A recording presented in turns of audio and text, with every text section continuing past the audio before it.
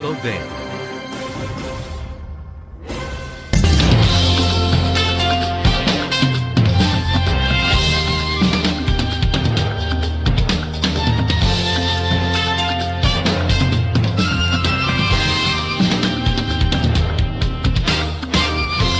All over the nation, we're here for you.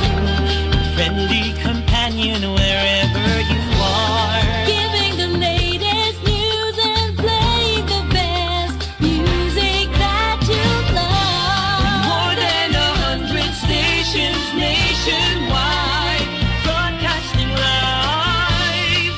We are the biggest FM radio network. Radio Natin. Your favorite radio. Reaching the entire archipelago. Radio Natin. Your favorite radio. Your radio. Radio Natin. Your favorite radio. Reaching the entire archipelago. Radio Natin. Your favorite radio. Radio Natin.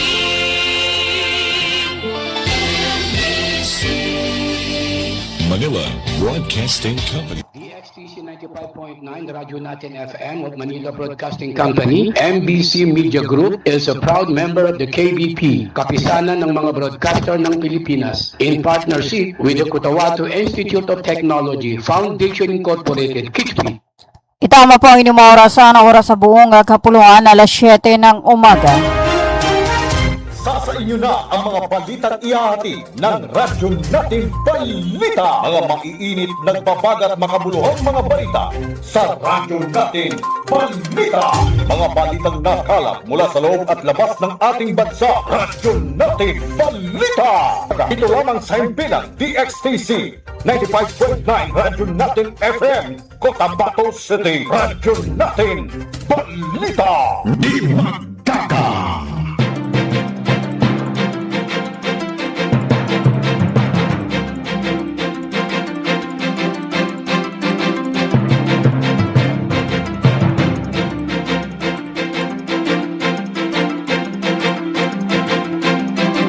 DXTC 95.9 Radyo Natin FM Cotabato City is a proud member of the KBP, Kapisanan ng mga broadcaster ng Pilipinas of MBC Manila Broadcasting Company or Media Group.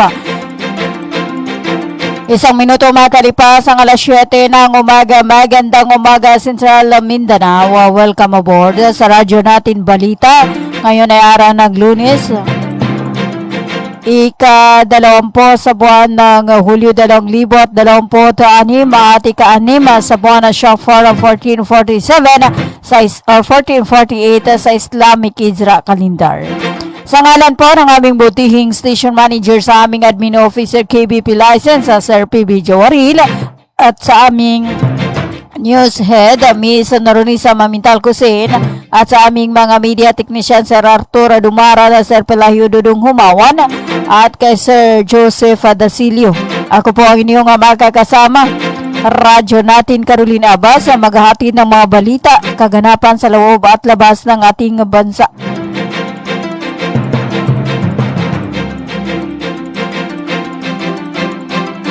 Tatlong minuto makalipas ang alas 7 ng umaga at ang oras na natin sa inyo ng Cotabato Institute of Technology Foundation Incorporated at ng Al-Rais Avengers Corporation sa pamahala ni Manager Abidin E. Ali. At atin din sa inyo ng Green Pharmacy para sa mga preskong gamot. Hanapin lamang ang Green Pharmacy na makikita sa tapat lamang ng People's Palace, Sinsuat Avenue, Cotabato City. Hatid din sa inyo ng Ministry of Labor and Employment or Molly Barm sa pamahala ni Dato Musliman G. Sema at sa buong staff ng Molly Barm. Hatid din sa inyo ni Dato Udin Sinsuata Municipal Councilor Chodoro Ted Moinget.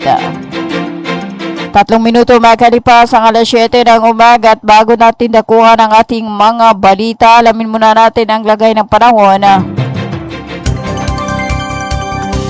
At ang ating ulat panahon ay inihatid sa inyo ng Ministry of Science and Technology or MOST BARM Cotabato City Field Office sa pamahala ni Minister MP Bailing Ismantawil at sa buong suporta ni BARM Chief Minister Honorable Abdurauf Makakuha.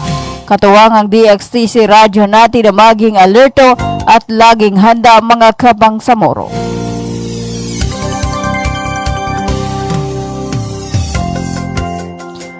Apat na minuto makalipas ang alas 7 ng umaga at ang ating ulat panahon.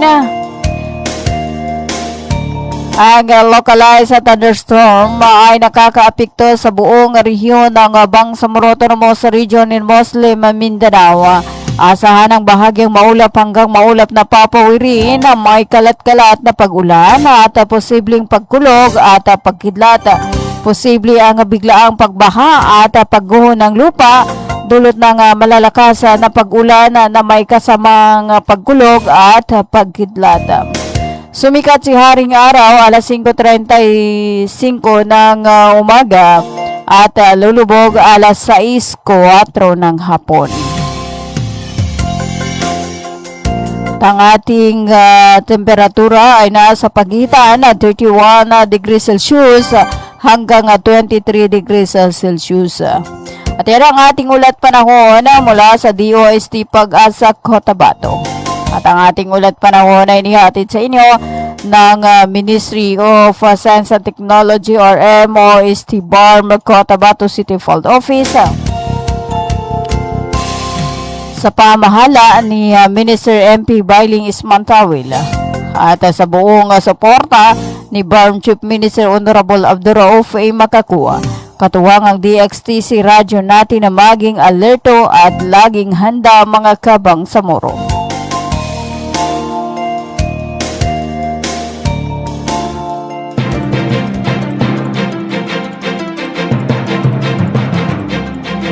Itama po ang inyong oras sa buong kapuluan na 6 na minuto makalipas ang alas 7 ng umaga at ang oras na natin sa inyo ni MP Attorney Omar Yasser Sema. At para sa ating mga balita, ipinabatid ng pamunuan ng Bangsamoro Government na ipinagpaliban muna sa ibang petsa ang nakatakdang Bangsamoro Government at National Government Conversion Program dahil sa mga pagbabago sa schedule. Kasunod nito, binawi na rin ang naunang ipinatupad na buong araw na suspensyon ng trabaho ngayong araw ng Lunes. Ika-20 sa buwan ng Hulyo 2026 sa Bangsamoro Government Center. Gayon pa man na nanatiling epektibo ang half-day work suspension at opisyal na magpapatuloy ang trabaho pagsapit ng alauna ng hapon. Pinapayuhan ng lahat ng kawani at mga kinaukulan na sundin ang nasabing abiso at manatiling nakaantabay para sa mga susunod pang anunsyo.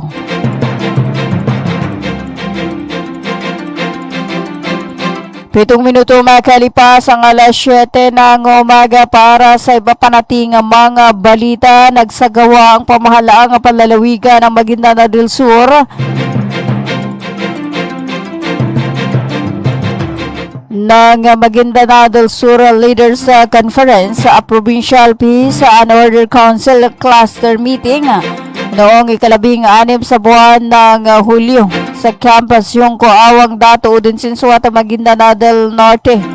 Pinangunahan ang aktibidad ng Provincial Administrator's Office sa ilalim ng pangangasiwa ni Dato Nor Ali Mitimbang, kinatawan ni Mayor Dato Nathaniel S. Mitimbang, si Governor Dato Mitimbang sa pagtitipon.